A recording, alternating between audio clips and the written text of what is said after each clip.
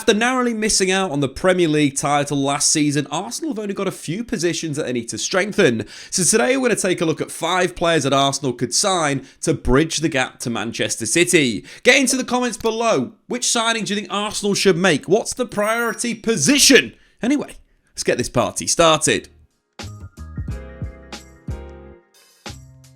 Last season, Arsenal had the best defence in the Premier League. The most clean sheets, the fewest goals conceded, but also the fewest expected goals conceded. Despite that, Arsenal's first upgrade should be in defence, and we're going to look at left-back. Alexander Zinchenko has been very good for Arteta. We started to see the style of play after Zinchenko was brought in to play an inverted role into midfield. That being said, Zinchenko is a little bit defensively shaky at times, and maybe his future in the Arsenal squad is in fact in midfield, not at left back. We've seen a number of players play that position for Arsenal, but nobody's really locked down that role. So today we're going to give you 2 options at left back. One centre back that's more of a defensive option, but also a great ball player, and one offensive player that can get into the final third, underlap, overlap, and get crosses into the box. So the first option we're going to take a look at is Bologna's Riccardo Calafiori, a player that's exploded after having a great Euro 2024, but in fact, for me, one of the best players in Serie A last season for Thiago Motta's Bologna. In terms of playing style, think of Calafiori as the Italian John Stones, a player that's exceedingly comfortable in midfield,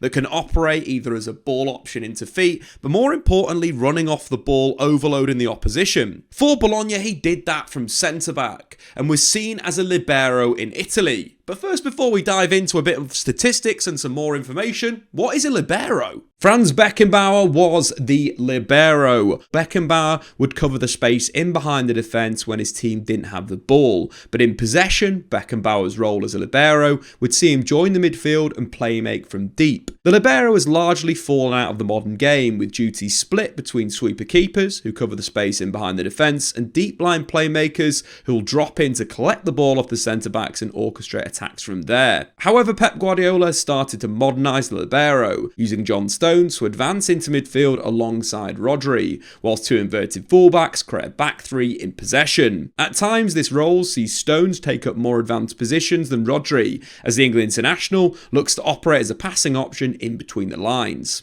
So in terms of Calafiori for Arsenal, he could play left back. From that position, he could play very much an inverted role, or alternatively, if Arsenal decide to build with Ben White moving into the midfield like we saw frequently this season, Calafiori could just become one of a back 3 with Gabriel in the middle, Saliba on the right hand side and Calafiori on the left. In fact, he played as a left-sided centre-back at Euro 2024 in the last group game. He created more chances than any other player on the pitch, including a fantastic dribble out of the back of the defence to basically create the equaliser on the 92nd minute, driving into the attacking midfield area, slipping it to the forward and the forward finishing the move off, but Calafiori very comfortable in that left centre-back position. But I think more exciting for Arsenal is we could start to see these John Stones-esque adaptations. So for Arsenal, of course, Calafiori could be positioned in that centre-back position from the start.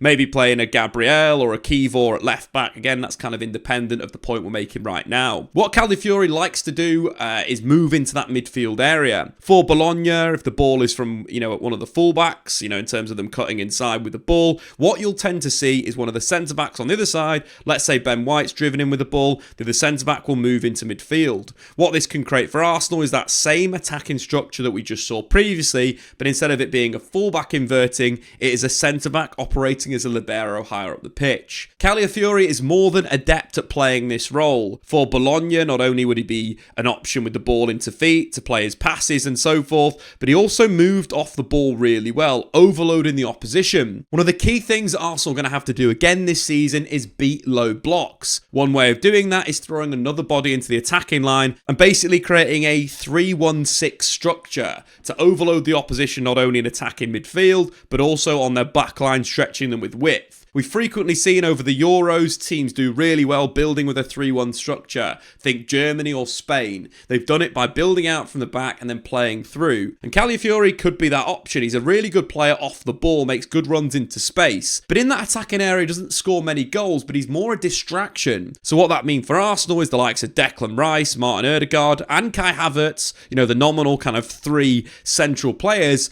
would have more space because Calafiori's movement would draw the defence off into certain areas, allowing Kai Havertz or a Martin Odegaard to arrive late. In terms of the statistic, Calafiori is a very, very good ball-playing defender. He ranks in the top 18% for progressive carries, the top 8% for dribbles, showing that when he can receive the ball in every area, be it him carrying out from the back to get into that inverted position, or alternatively, when he's in that area and driving forward, he's got a lot of quality. But more importantly, his duel numbers are great. That's one of the big things that defenders need when coming to the Premier League, a high defensive duel win rate. But also in terms of volume, Calafiori's fantastic. He ranks in the top 8% for tackles plus interceptions, the top 2% for ball recoveries, and the top 6% for aerial duels won. But not only that, he's a brilliant footballer that will allow Arsenal to transition to a new tactical style this season with a libero in the back 4. On to transfer number 2. We're sticking with left back, but we're going to move away from a defensive option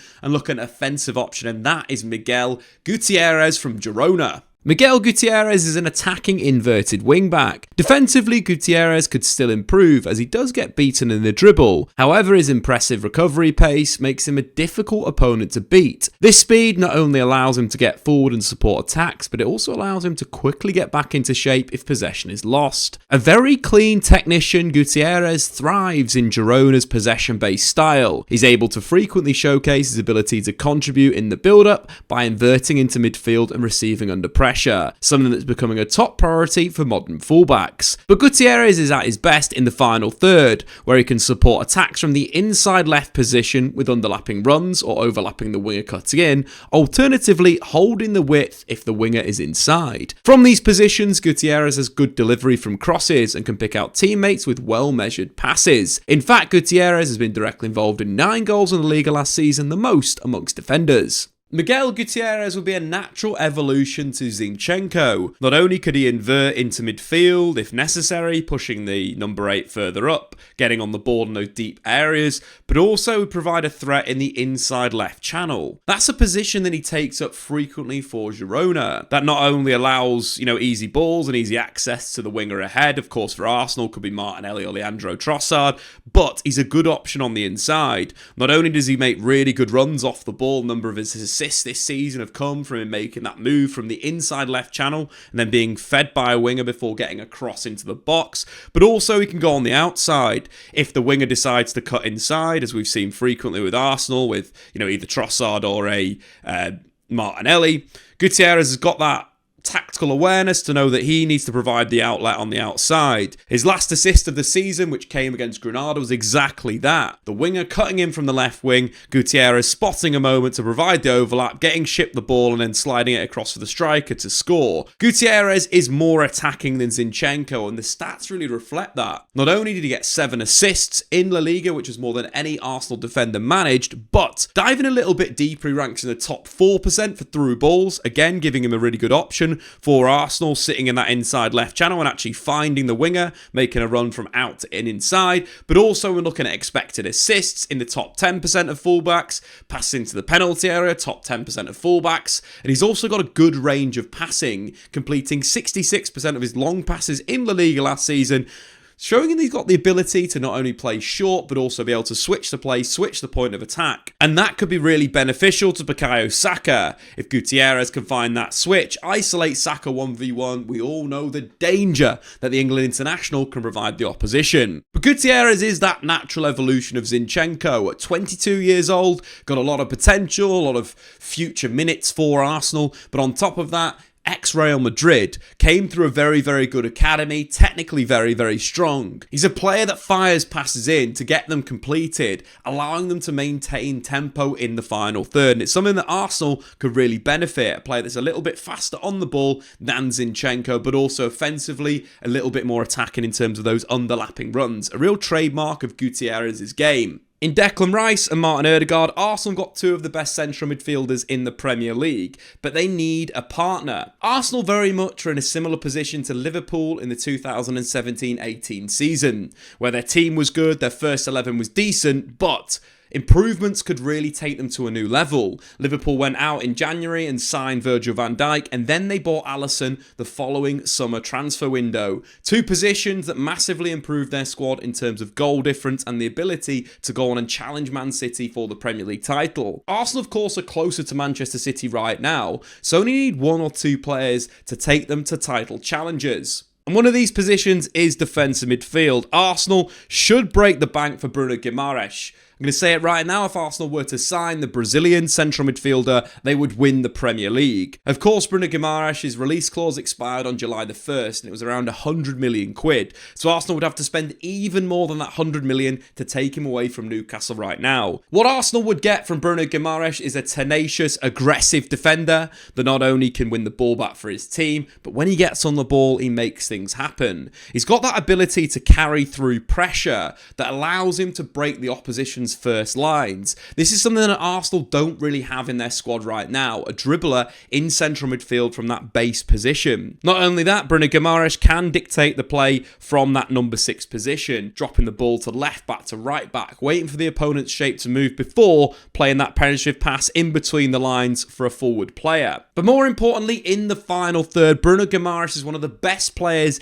deep in midfield versus a low block. Not only has he got that ability to find the right passes, but he's got the vision and range to slip his teammates in behind using a number of different techniques inside of his foot, outside of his foot, but really finding those passes to break down the opposition. He'd be an asset for Arsenal not only in the defensive third, the middle third, but also in the final third, allowing Declan Rice and Odegaard to get into the penalty area, knowing that Bruno Guimaraes and one of the fullbacks are going to sit and control the tempo. He is an absolute must, but would cost a lot of money. So instead of Bruno Guimaraes, let's go and have a look and see if we can find any similar players that Arsenal could sign for a cheaper price. Yes, they wouldn't be of the quality of the Brazilian right now, but maybe looking for somebody for the future. I headed over to Wyscout and put in a number of key statistical metrics to find similar players to the Brazilians, and the results speak for themselves. The likes of Rodri, Nico Barella, Frankie de Jong and Pedri appearing. Obviously, these players are just as unattainable as Bruno Guimaraes, but if we look at players under 25 from Europe's top 5 leagues and South America's top 5 leagues, you start to get a small list of supremely talented individuals. So the first player we looked at was Oussama Tajeline from Le Havre. The Moroccan central midfielder's profile looks really good. The one concern would be his minutes in Europe's top 5 leagues. Having joined Marseille as an 18-year-old, he's not really played that much at the top level. So in terms of what Arsenal should do with him, it's more monitoring. He's a player that could become a true complete midfielder. His first touch is excellent. He's got that street football identity about him, in terms of his dribbling, his ability to beat players 1v1. His passing range is excellent. There's a number of good second assist passes that he played for Le Havre in Ligue 1 last season, but also he's got that kind of awareness and speed to press and jump at the right time. Definitely a player for the future for Arsenal, but right now might not improve that starting 11, so maybe Arsenal could buy him and then loan him out to another club. So let's move over to South America and look at the options there. Two players at the top of the list really stand out. Andre and Martinelli of Fluminense would instantly come to Arsenal and be top quality players. But today I want to talk about Mikel Fernandes, who's come on my radar in recent months. He's a player that operates in central midfield in a 4-1-3-2 structure as that central player. He's almost a central midfielder on attack, but gets on the ball and dictates the play. In terms of his skill set, what I like about him, he's a player that moves off the ball well. For Arsenal set up in their 4-3-3 structure, what that would allow for him is to rotate the ball around ahead of him and then move into more advanced areas and receive again and then play. Not only that, is he's very two-footed. Naturally a left footer, which opens up a lot of good passing options. The reverses out wide to Saka, the punch balls through to Martinelli, little balls into the feet of Kai Havertz. What I like about him as well is he's decent on his right foot. At times he'll flip it off his left foot and then punch it through with his right foot. A really quick move to break the lines. He's got big potential when it comes to carrying as well. His dribble success rate is fairly decent, and his ability to play long passes and short passes is really good for a player of his age. For Arsenal, very much would be a project player, but has the raw materials to be the next Bruno Guimaraes. Mikel Fernandes, remember the name. And finally, Arsenal could look to improve their attack. As mentioned, Arsenal had one of the best defences in the Premier League last year, but going forward, they scored 13 fewer goals from open play than they did in the 22-23 season. In terms of looking at the statistics, they only had 12 goal involvements from the left wing, compared to Saka's 25 goal involvements on his own. Could be an area for improvement. Gabriel Martinelli struggled the most, and whilst I expect him to come back firing, competition for the Brazilian wouldn't be the worst thing Arsenal could do. It would either upgrade the position in the long term or take Martinelli back to his top level. One player who would be a great fit for Mikel Arteta would be Nico Williams from Athletic Bilbao. Dynamic and technically gifted dribbler, Nico Williams has experience playing both as a left winger and a right winger. That being said, Williams is far more productive as an inverted winger, being directly involved in 28 goals in just 43 games on the left for Athletic Bilbao. A very good possession-based winger, Williams thrives in 1v1 situations, where he can use his close control, trickery, agility and acceleration to fly past opponents. What makes him an even tougher opponent is the fact that Nico Williams is just as happy cutting inside onto his right foot and getting shots away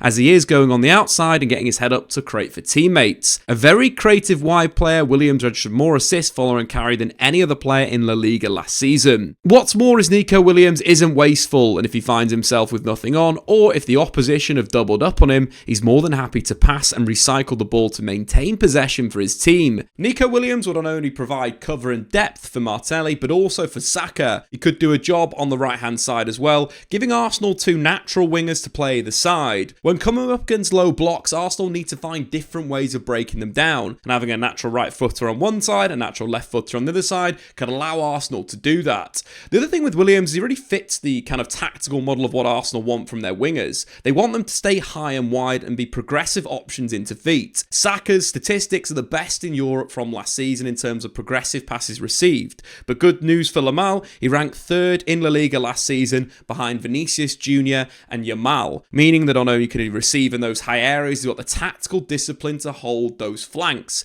He also completed more dribbles than any other player in La Liga, so not only when Arsenal progress the play out to him in those high areas, he's going to make things happen. He's going to drive at you, he's going to take you on, he's going to drop a shoulder, slip inside with his tricks and his skills. Combining those statistics, having Williams being spatially and tactically very aware, but also be a great 1v1, is a classic sort of trait that you'd want from an Arsenal winger. That's kind of Saka's game in a nutshell, as much as he's got the vision, the passing, the ability to shoot, but really his spatial awareness and his tactical ability to stay wide and stay high is a reason why the shape and system works. Arsenal's wingers have to be really disciplined, but then be great 1v1. That's exactly what Nico Williams would bring to the Emirates. Being 21 years old, Nico Williams is still quite raw and could work on his end product. In terms of his XG plus XA, non-penalty per 90 ranks in the 67th percentile, so there's still work to be done. But if you look at his goal involvements in La Liga, half of them came after February, showing his improvements. He also ranks 10th at Euro 2024 for XA plus XG per 90, showing that he's really developing his game and improving piece by piece.